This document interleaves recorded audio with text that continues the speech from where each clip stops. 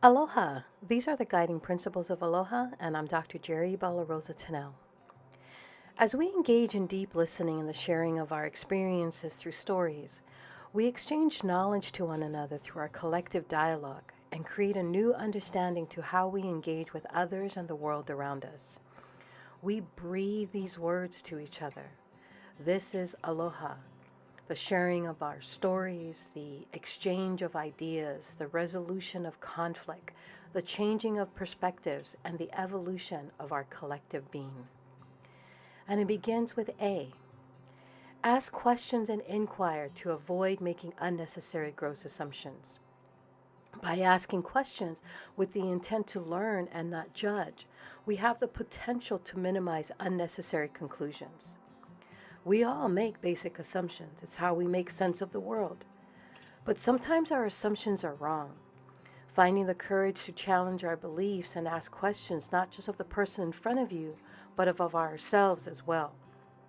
By leaning into inquiry and being genuinely curious, we can personally transform ourselves and our organizations.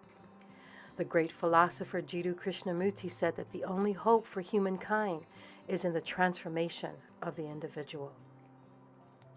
L is to listen. Listen deeply to understand what is being said without groundless judgment. When you listen deep into the heart of the person opposite you, you hear the stories of their heart. This deep listening is a special type of communication. It involves immersing yourself within a sea of information. You're not just listening to this information in a static or passive way. Your attention creates a space around the speaker within which they can truly feel heard and understood.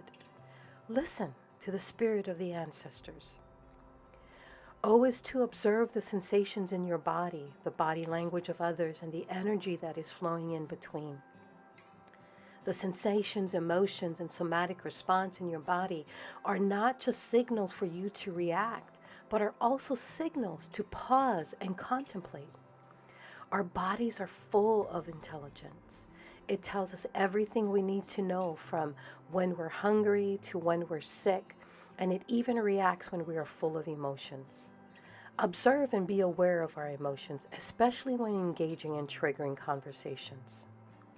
Heart is the guide through the entire process of engagement and a place to return when we find ourselves disconnecting and not deeply listening. Research has concluded that intelligence and intuition are heightened when we learn to listen more deeply to our own heart. The more we learn to listen and follow our heart intelligence, the more balanced and coherent our emotions become.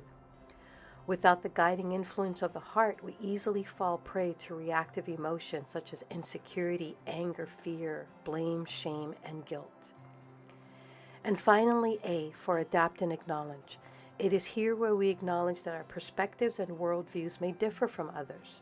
Concepts such as gender, race, ethnicity, and nationality seem to be born out of an innate need for us to categorize each other. It is vital to acknowledge that part of the work to create healthy and thriving communities is acknowledging that the diverse nuance of race, nationality, ethnicity, gender identity, sexual orientation, age, and religion, and many other aspects make us up as cultured human beings. Within the nuance, we must learn to adapt to the complexity of our socialization.